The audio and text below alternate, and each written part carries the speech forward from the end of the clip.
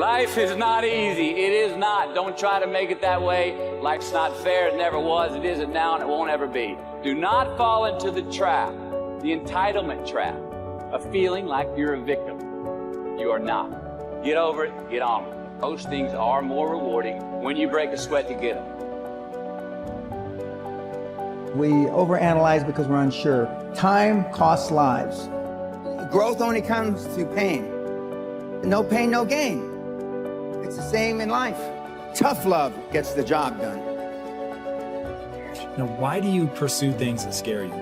Why seek the role that's hard? Because it costs me something.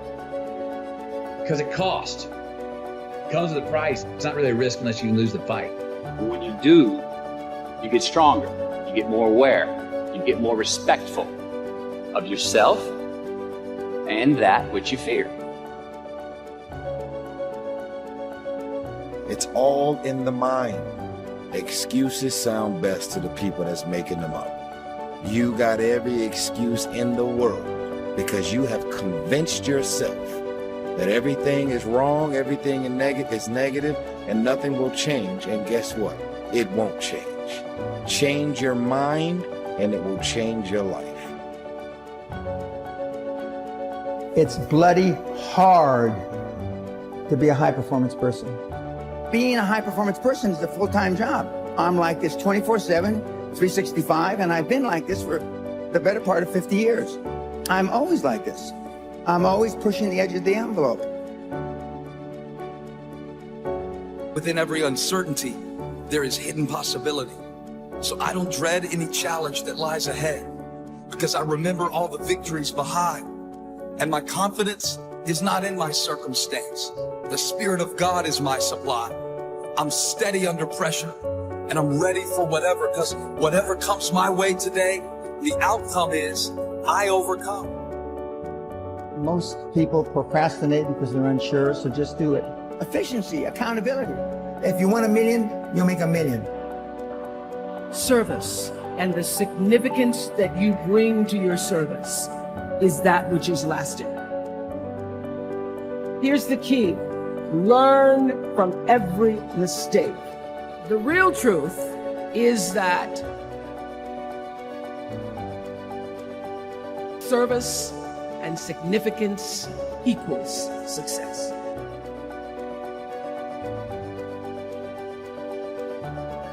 If you want to find heaven, you must go through hell. If you want to find growth, you must first go through resistance. Go through pain. You have to go through hell to get the results. Go through hell to get to your heaven. I cannot grow without pain. I will not grow without pain. Pain is my friend. Pain is my gift from the gods of growth. Pain is my employee. I order him to give me more. He isn't working hard enough. He must give me more in order for me to grow. See, sometimes we think the pain is what controls us. It's actually our subconscious mind.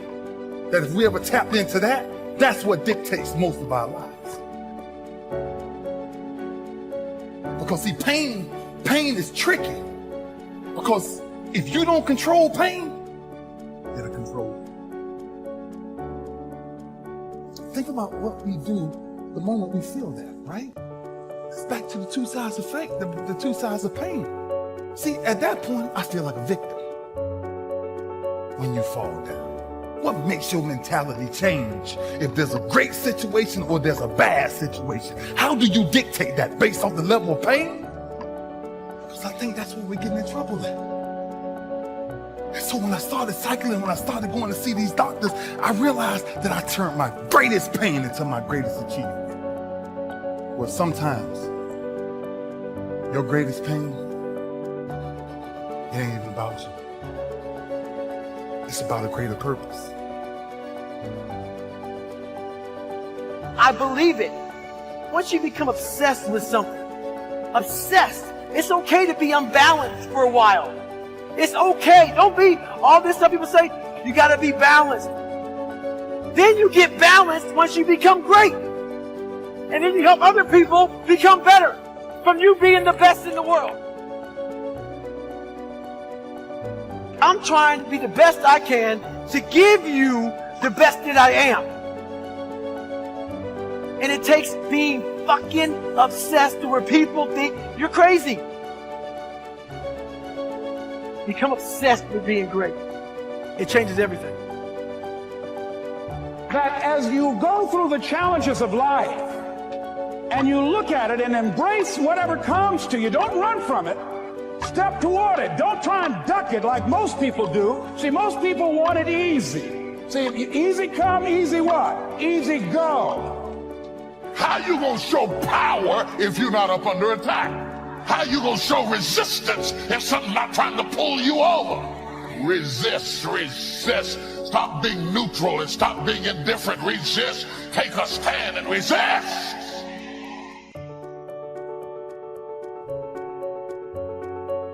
The last time I took an English class, my English teacher told me I was the weakest writer she ever met in her entire life. And the same year I took a speech class, and my speech teacher, he said, quote unquote, Ms. Nichols, I recommend you never speak in public, that you get a desk job. It was demotivated people, sad people hurt. Sad people make other people sad.